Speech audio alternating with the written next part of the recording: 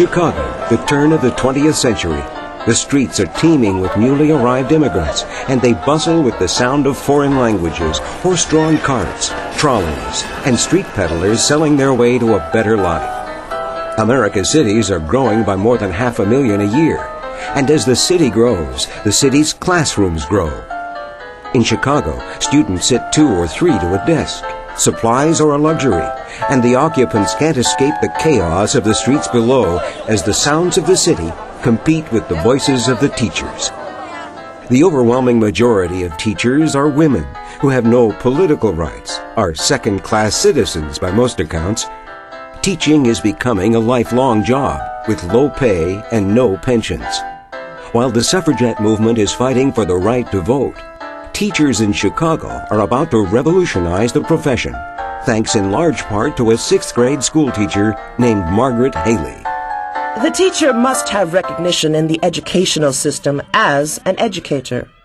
The tendency is to relegate her to the position of a factory hand or take her orders from above.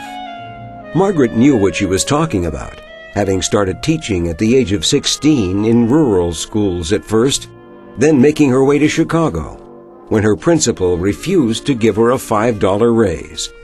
Early on, when Margaret Haley was fighting for a union, she was looking for the right to speak at the NEA convention because they didn't want women to take the floor.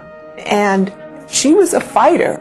She just did not let up. And when she couldn't get them to let her speak, she just went out and formed the AFT.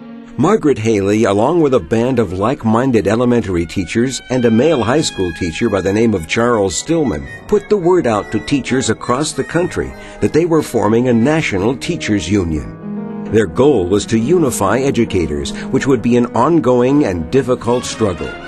Soon after, they filed for and received a charter from the American Federation of Labor.